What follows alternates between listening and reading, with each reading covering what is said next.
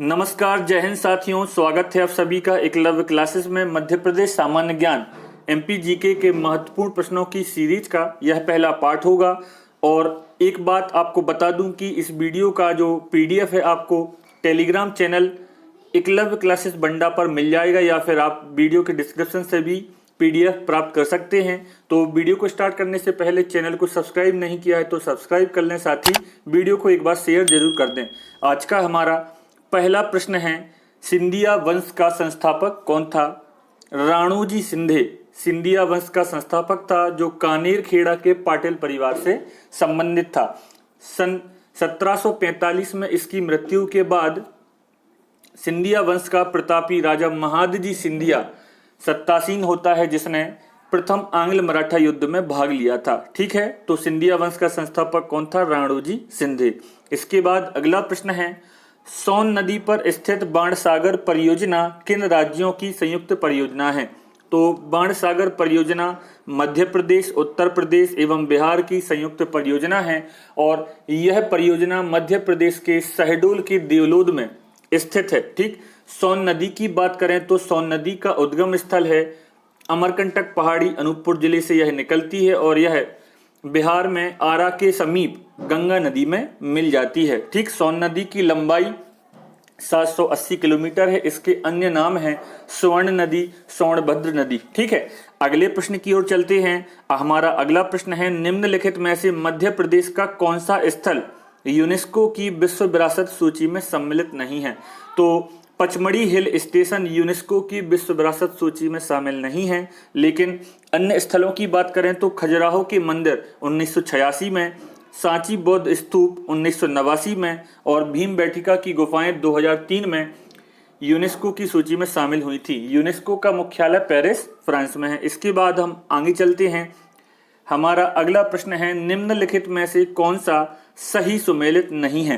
तो लोक रंग समारोह है, जिसका आयोजन भोपाल में होता है, ना कि इंदौर में। ठीक, बाकी अन्य सभी सही थे। टेपा समारोह उज्जैन में होता है, बुंदेलखंड उत्सव छतरपुर में और नर्मदा उत्सव भेड़ाघाट में होता है। इसके अलावा मध्य प्रदेश समारोह का आयोजन नई दिल्ली में किया जाता है। ठीक, जो कि मध्य प्रदेश के संस्कृति विभाग द्वारा 1982 में प्रारंभ किया गया था, तथा खजुराहो नृत्य समारोह अंतर्राष्ट्रीय स्तर का समारोह है। ठीक है, और प्रदेश का सबसे बड़ा नृत्य समारोह भी है, जिसका प्रारंभ 1976 में किया गया था।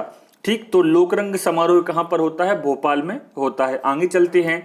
हमारा अगला प्रश्न है, निम्नलिखित में से कौन सा युग्म सुमेलित नहीं है?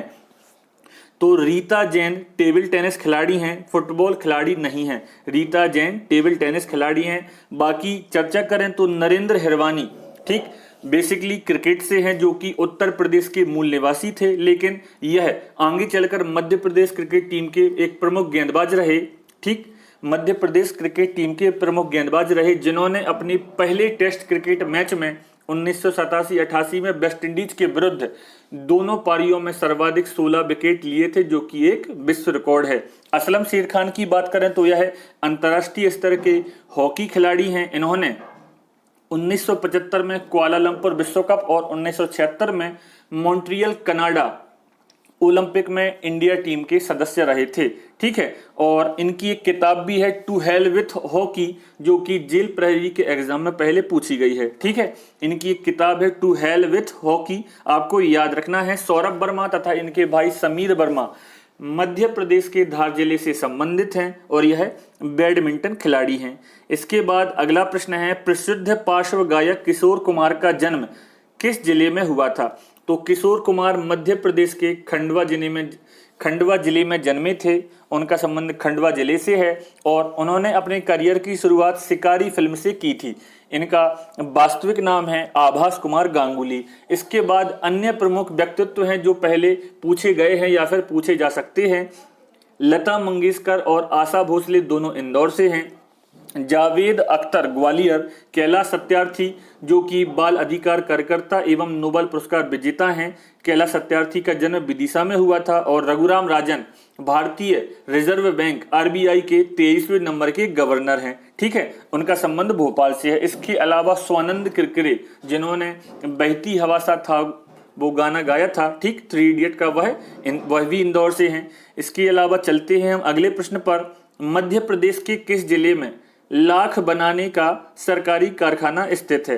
तो मध्य प्रदेश के उमरिया में लाख का सरकारी कारखाना स्थित है। अन्य कारखानों की चर्चा करें तो सिक्योरिटी पेपर मिल होशंगाबाद में है, ओरिएंट पेपर मिल अमलाई अनूपपुर में है तथा टिश्यू पेपर का कारखाना डॉक्टर अंबेडकर नगर महू में स्थित है।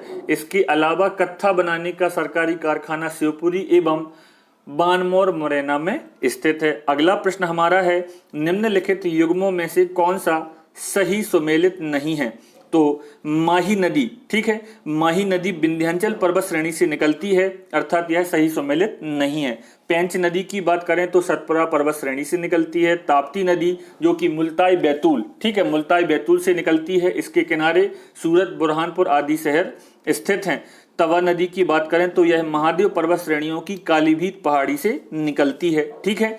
तो माही नदी धार जिले में स्थित मिंडा ग्राम के समीप विंध्याचल पर्वत श्रेणी से निकलती है, ठीक है।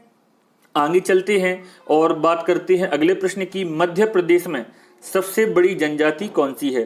तो भील मध्य प्रदेश में सबसे बड़ी जनजाति है, ठीक। इसके बारे में बात करें तो अकॉर्डिंग टू सेंसस 2011 की जनगणना के अनुसार 21.1% जनसंख्या मध्य प्रदेश में जनजातियों की है। इनमें सर्वाधिक जनसंख्या भीलों की है। भील मध्य प्रदेश के झाबुआ, धार, बड़वानी, खरगोन, अलीराजपुर आदि जिलों में मुख्य रूप से पाए जाते हैं, ठीक है। तो आपको याद रखना है 2011 के डेटा के हिसाब से 21% आबादी जनसंख्या किसकी है? जनजातियों की है। अगला प्रश्न हमारा है, भोपाल की प्रथम महिला शासिका कुदसिया बेगम ने किस मस्जिद का निर्माण करवाया था? तो भोपाल की प्रथम महिला शासिका कुदसिया बेगम, इनका दूसरा नाम है गौहर, ठीक है, इनका दूसरा नाम क्या है? गौहर बेगम, जिन्होंने जामा मस्जिद का निर्माण करवाया था। इसके अतिरिक्त गौहर महल का निर्माण भी कुदसिया बेगम ने करवाया था। आगे चलते हैं, यहाँ लिखा हुआ है कुदसिया बेगम या फिर गौहर बेगम भोपाल की प्रथम महिला शासिका थी। इन्होंने जामा मस्जिद और गौहर महल का निर्माण कराया था। इसके अलावा सिकंदर जहां बेगम ने मोती मस्जिद और मोती महल का निर्माण करवाया था। आगे चलते हैं, भारत में कृषि एवं पशुपालन के प्रथम साक्ष्य मध्य प्रदेश के किस स्थान से प्राप्त हुए हैं?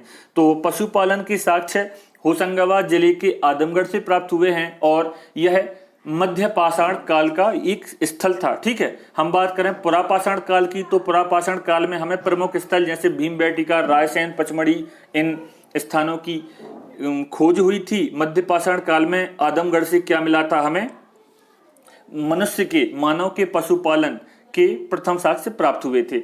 यहाँ डेटा लिखा हुआ है कि आदमगढ़ से मानव शव के साथ कुत्ते के दफनाए जाने का भी प्रमाण मिलता है। इसके अलावा अन्य पुरातात्विक स्थल हैं कायथा जो कि उज्जैन में है, नवदा टोली महेश्वर खरगोन में है, भीमबेटका रायसेन में है, त्योंथर रीवा में है और गुर्जरा दतिया में है। गुर्जरा में अशोक से संबंधित अभिलेख है, ठीक है। तो इस प्रकार एक अंत में एक महत्वपूर्ण क्वेट लिखा हुआ है कि जीवन में सफल होने के लिए आपको 2 ही चीजें चाहिए, अनभिज्ञता और आत्मविश्वास। आपका कॉन्फिडेंस ही आपकी सफलता की श्रेणी है, ठीक। वीडियो आपको अच्छा लगा हो, वीडियो के प्रश्न आपको बेटर लगे हो तो एक बार वीडियो को शेयर कर देना है। अगली सीरीज का अगला पार्ट जल्द ही रिलीज कर दिया जाएगा।